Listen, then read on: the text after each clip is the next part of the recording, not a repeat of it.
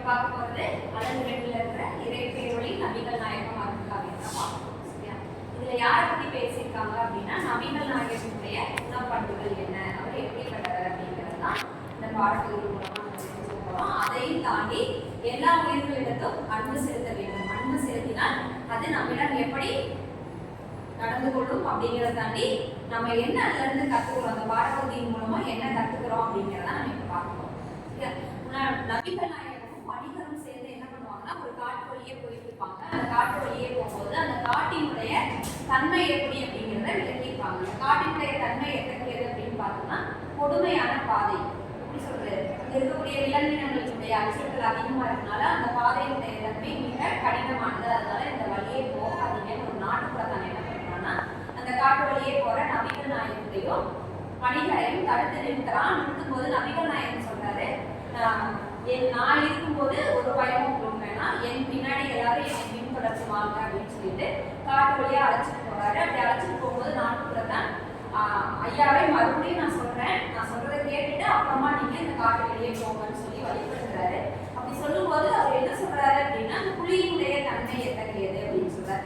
புலியினுடைய தோட்டத்தை வர்ணிக்கிறாங்க. புலி எப்படி இருக்கும்? கூர்மையான பற்களை உடையது. மீசை எப்படி இருக்கும்? புல் போன்ற மீசை இல்லையா? அப்புறம் வேற அதனுடைய சத்தம் பயங்கரமா இருக்கும் இல்லையா? அந்த மாதிரி அந்த புலியினுடைய தோற்றத்தை எல்லாம் சொல்லிட்டு இந்த காட்டு வழியா தான் நீங்க போக போறீங்க, அதனால பத்திரமா போங்க அப்படின்னு சொல்லி சொல்றாரு. அந்த காட்டு வழியே போயிட்டு போது புலியை பாக்குறாரு. அந்த புலி என்ன பண்ணுதுன்னா நபிகள் நாயகத்தை பார்த்தோம்னா சலாம் இருக்குது. இஸ்லாமியருடைய வழக்கம் என்னது? அஸ்ஸலாமு அலைக்கும் சொல்லுவாங்க இல்லையா? அந்த வழக்கம் நம்ம எப்படி தமிழர்கள் வழக்கம் அப்படின்னு சொல்றோமோ அது போல அவங்களுக்கும் ஒரு வழக்கம் இருக்கும். அந்த வழக்கத்தை புலி இவரை பார்த்து சொல்லலாம், உங்களை பார்த்ததுல நான் மிகுந்த மகிழ்ச்சி அடைகிறேன். யார் சொல்றது? நபிகள் நாயகத்தை பார்த்து புலி சொல்லலாம். அப்போ அவருடைய அந்த கருணையான குணமும் அன்புமிக்க பண்பும் புலிக்கு தெரிஞ்சிருக்கு அப்படிங்கிறத ஆசிரியர் இந்த இடத்துல பதிவு பண்றாரு.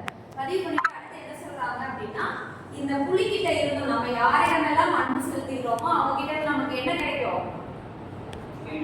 அதே அன்பு திருப்பி கிடைக்கும். அதுதான் இந்த பாடப்பகுதி மூலமா சொல்ல வராங்க. சரியா?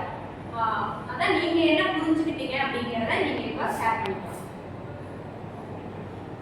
யார் சொல்றீங்க? சந்தனா சொல்லுங்க. நம்ம பிறர்கிட்ட எவ்வளோ அன்பா இருக்கும் அந்த அன்பு திருப்பி நமக்கு கிடைக்கும். நல்லவங்களோட நல்லவங்களோட திருப்பி அதே அன்பு நம்ம மிருகங்களை பார்க்கிறோம், அதுகிட்டையும் ஒரு அன்பு உள்ளம் இருக்கு அப்படிங்கறத இந்த பாடப்பகுதி மூலமா உலகம் நமக்கு தெரியப்படுது. வேற அந்த காட்டு வழி எத்தகையதா இருந்தது? பயங்கரமா இருந்தது. கரடு முரடான கற்களை உடையது. அதையெல்லாம் தாண்டிதான் அப்போ இந்த இதெல்லாம் நம்ம என்ன தெரிஞ்சுக்கிறோம்? வாழ்க்கையும் கடினமானதுதான். ஆனா என்ன பண்ணணும்? அதையும் கடந்து நம்ம போகணும்னா நம்ம என்ன பண்ணணும்? முயற்சி பண்ணணும். முயற்சி இல்லாம அந்த காட்டு வழியே இல்லாம திரும்பி வந்திருந்தாரு நபிகள் நாயகம் அப்படின்னா அந்த புலி கிட்ட அவருக்கு ஒரு என்ன சொல்றது, மரியாதையும் தாண்டி என்ன சொல்லலாம், அன்பும் இல்லாததுல அந்த இருவருக்குமான அந்த புரிதல் இருக்கு இல்லையா, அது தெரியாமலே போயிருக்கும். இப்போ நம்ம அந்த பாடப்பகுதியை படிக்கும்போது நமக்கு ஒரு உணர்வு பூர்வமான ஒரு அன்பு வெளிப்படுது இல்லையா? அந்த நபிகள் நாயகர்கிட்ட இருக்கும் அன்பு வெளிப்படுது, புலிகிட்ட இருக்கும் அந்த அன்பும் வெளிப்படுது. அப்போ எல்லோரிடமும் நாம் நேசத்தோடு நடந்து கொள்ள வேண்டும் அப்படிங்கிறது அந்த பாடப்பகுதி நமக்காக வலியுறுத்தும்.